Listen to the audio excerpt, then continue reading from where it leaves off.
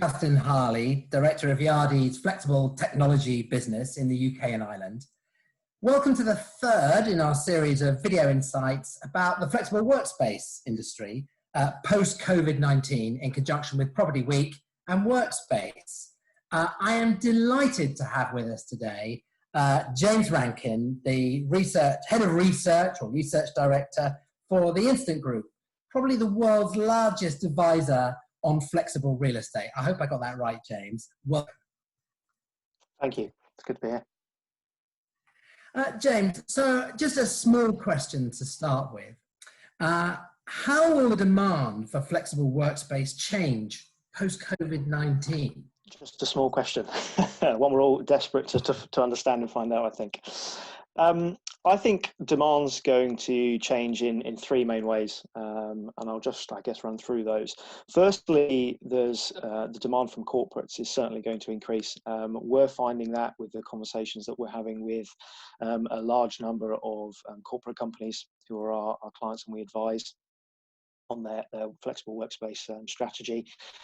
And they're all saying the same sort of thing, which is the demand that they expect to see for flexible workspace is going to increase. At the same time, we saw an interesting research that was conducted by Gartner fairly recently with sort of financial advisors or CFOs in large corporate companies. And they were starting to say at the moment, they're moving away from that kind of reactionary, experience or thought process that they've been going through for the first sort of month or two of COVID-19. And are now starting to look a little bit more strategically about what are they going to be doing during the future.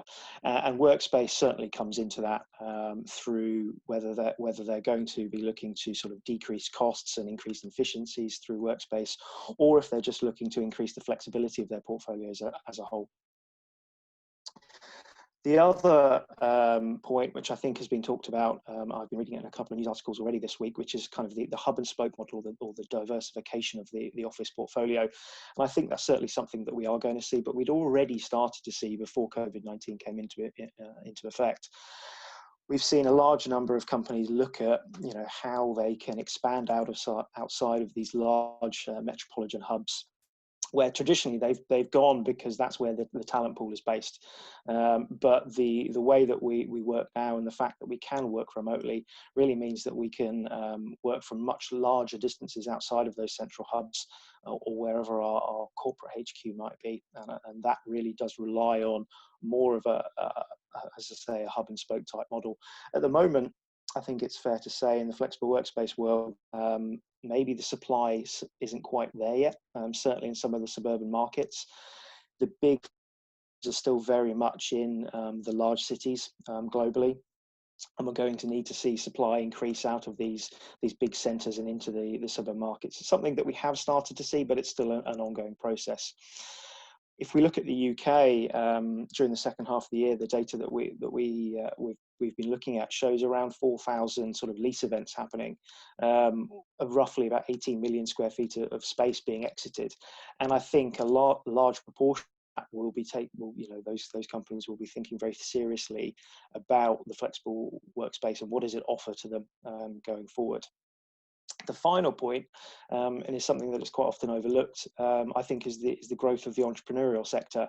If we go back to the global financial crisis, on the back of that, we saw huge amounts of growth from startups and entrepreneurs who, frankly, it was the perfect time for them to get into that, whether that was because they'd lost their jobs or they just felt they could take that leap. And I think we'll start to see the same sort of thing happening going on from post-COVID, Justin, and that again will certainly help the flexible workspace sector in terms of driving demand into it, because it's the natural environment for those sort of individuals and small companies who are looking to grow.